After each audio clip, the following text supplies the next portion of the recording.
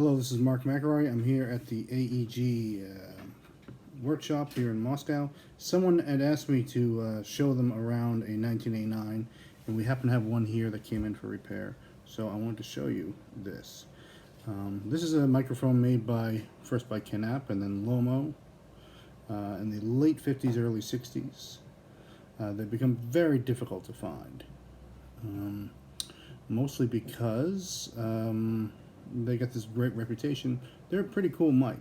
They're a very unique mic. A lot of people compare them to Neumann, but only in the fact that they sound good. They're not really quite like a Neumann microphone.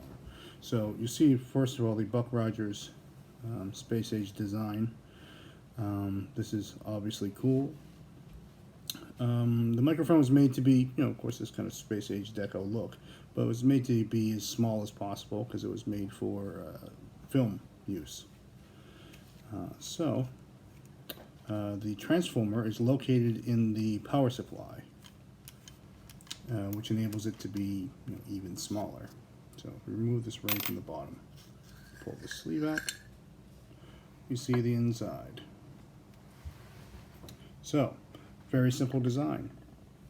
This tube is a 6J1P, which is 6J1P, which I think is E94. And there's an American European equivalent.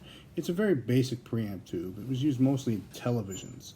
You can still find them everywhere in Russia, and they're relatively cheap, the tube itself. So if you look here closely, you'll see a bunch of capacitors and resistors. The preamp is built right on the tube socket. So you have the capsule, the preamp built right on the tube socket, and it goes out to, you can see, 3 lines on a 4-pin connector. Because the transformer is in the block, you don't need to have 5 or 6 lines coming out of the mic. So it's a very simple and eloquent design. Now, some people think that having the transformer in the block would cause problems, hum, or sort of loss of signal, but it doesn't. It seems to work as long as your cabling isn't incredibly long. Slide this back. So I'm going to talk about the capsule a little bit. I'm not going to take out the capsule, only because shouldn't do it if there's no need to. It's a pretty delicate, interesting capsule. It's kind of like an M7 capsule. It's mounted in this back plate, this kind of enclosure. The capsule sits on it, and the back plate is adjustable. And if you happen to get one of these microphones that sounds bad, it could be because that's out of adjustment. But what we have here is this little piece of a microphone that someone had disassembled and never reassembled. And so I could show you the inside of the enclosure.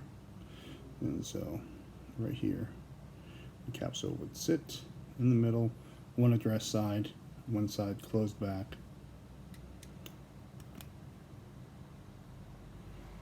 Pretty simple enclosure. Not entirely unlike we make a lollipop enclosure for a bunch of our microphones, and that's kind of the theory behind it. So if you find one of these microphones, you're lucky, because I can't even find them anymore. It's been years since I've gotten my hands on one.